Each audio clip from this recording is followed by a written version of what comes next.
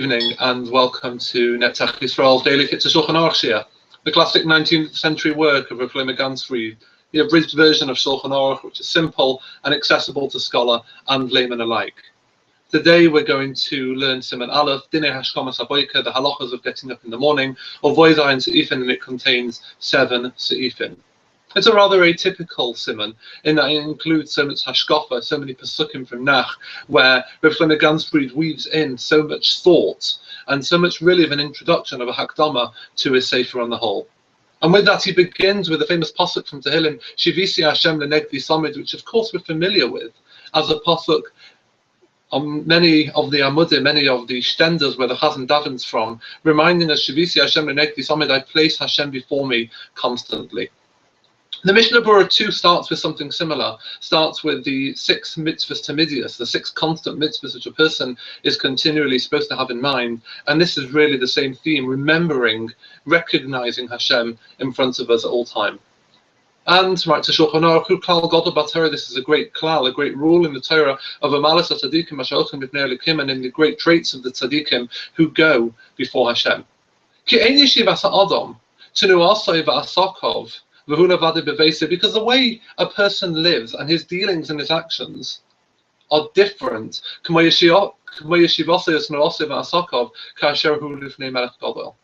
different. A person acts differently. His manner and his dealings are different when he is in front of a great king. And similarly, his manner of talking is different when he's with his family members, when he is in the presence of a king. Because then certainly when a person's in front of a king, a person scrutinizes all of his actions and his words, that they should be just right. Certainly, all the more so when a person realizes that the great king, the Kadosh Baruch Hu, Hashem Aloich Chol Haaretz Kavodah, the pasuk from Yeshaya, which we say in davening, that Hashem's glory fills the whole world. Omed Alav V'Reh B'Masav, that Hashem stands over him and sees all of his deeds. Kamosh Ne'emar, again as it says in Yeshaya, Im Yisaseh Ish B'Mistarim V'Ani Lo Yarenu. Oh Hashem, what can a person hide and I won't see? Says Hashem. Surely I fill the Shemayim and Eretz, the heavens and earth.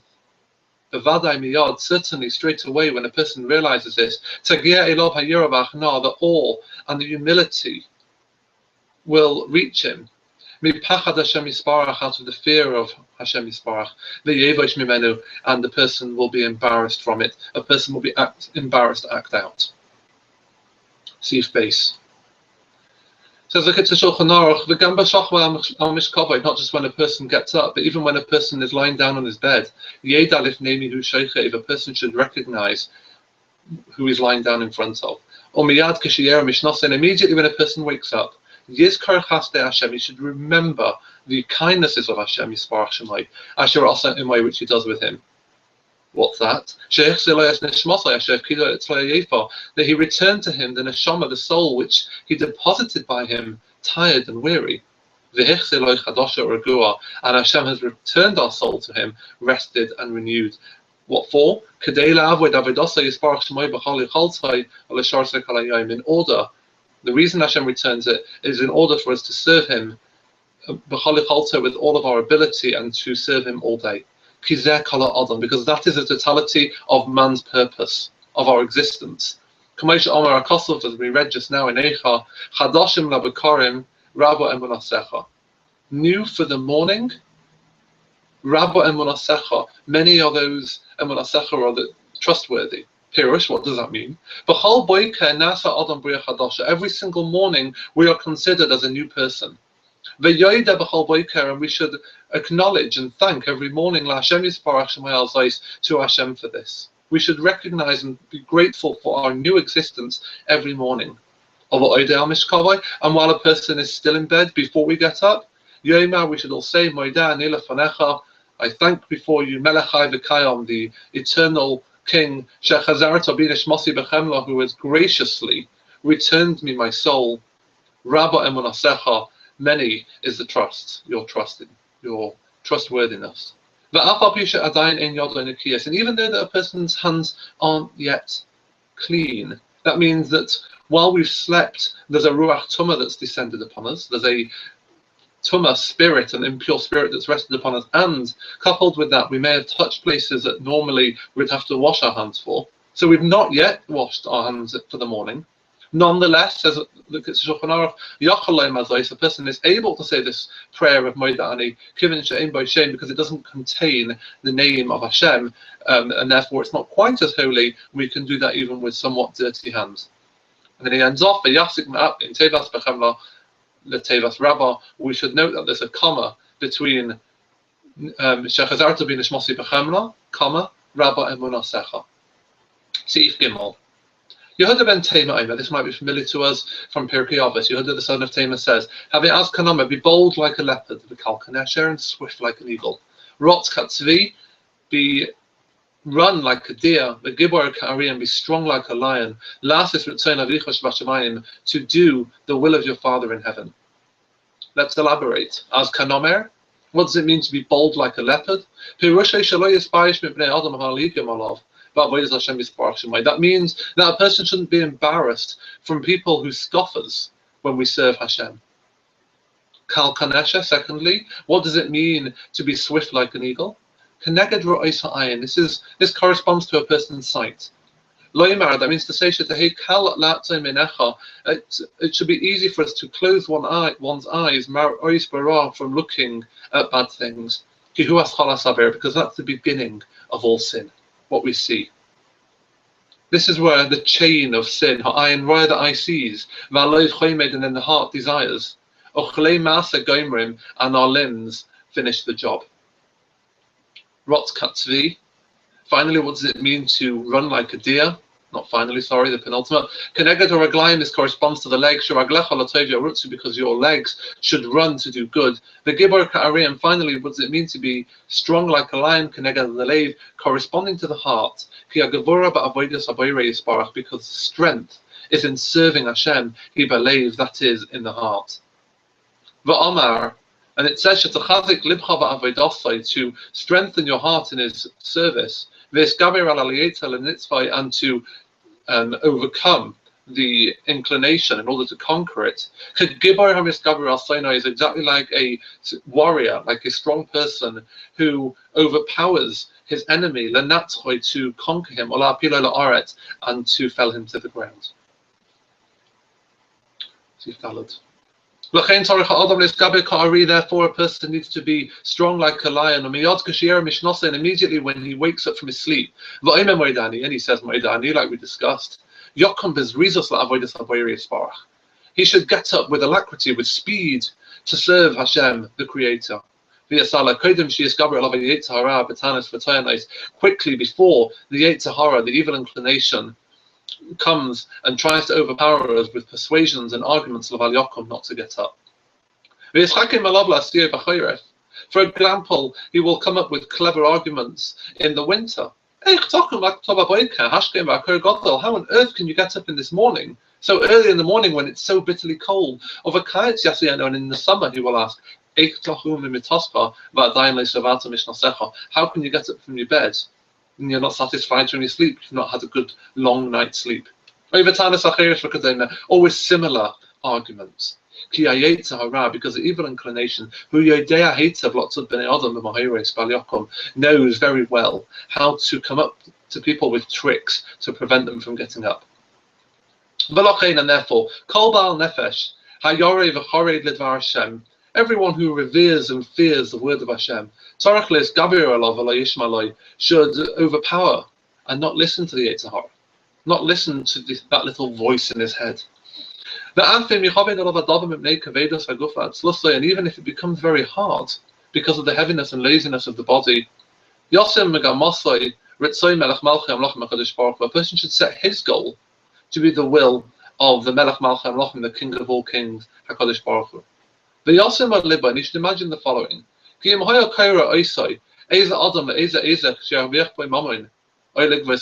if imagine a person was coming early in the morning with a business proposition that would be profitable, or to claim a debt, to pay back a debt. Or someone was calling him to help him to save money from being lost, such as there was a fire in the city.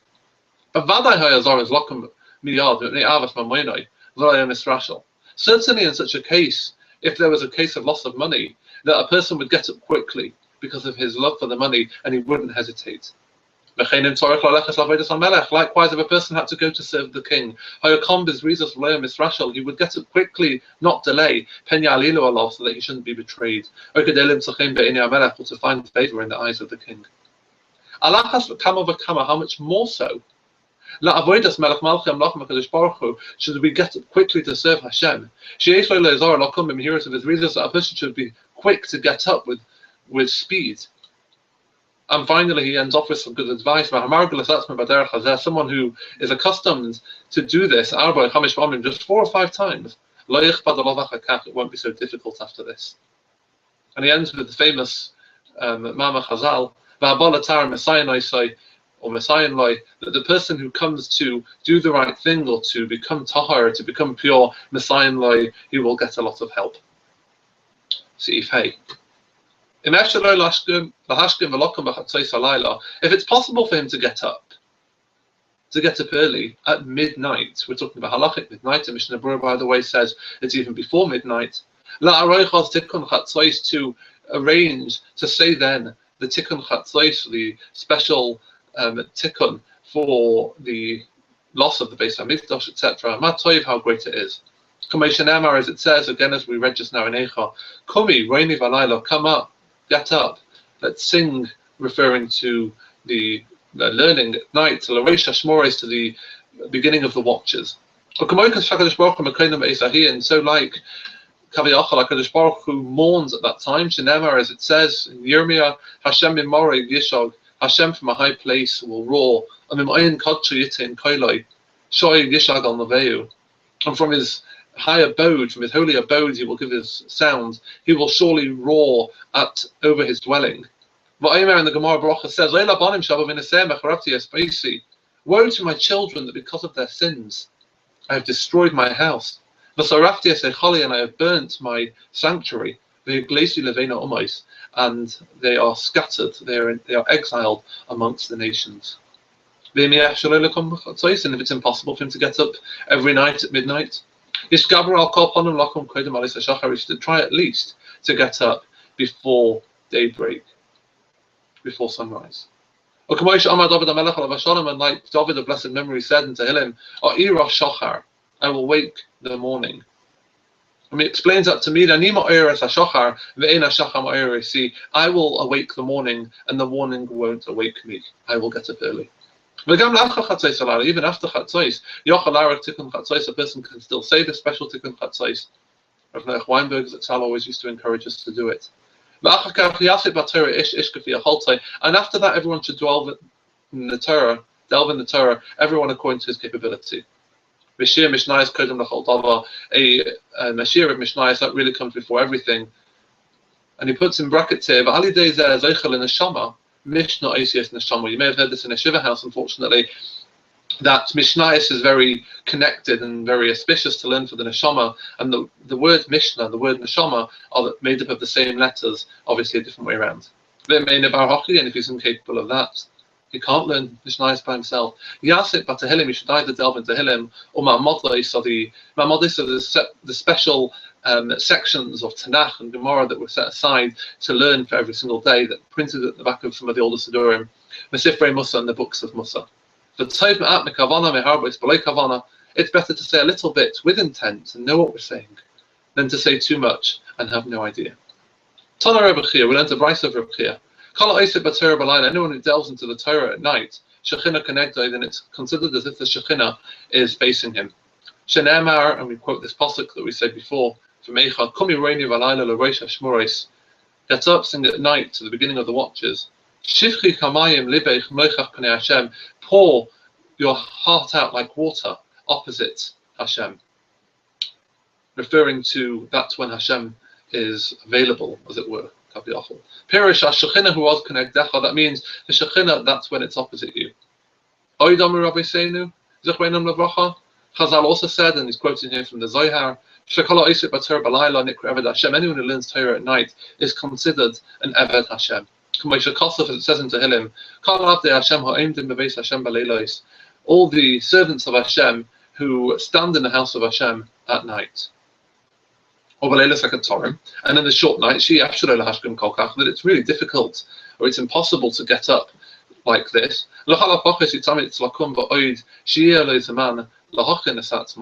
A person should at the very least, try very hard to get up when there is still time to prepare himself, to prepare himself before davening, to daven with the congregation. See, Vav, Mizmorei Tehillim, the Psalms, and likewise other parashas he's referring here to Pesukim, that are not known fluently by everyone. You can't say them Baal Peh.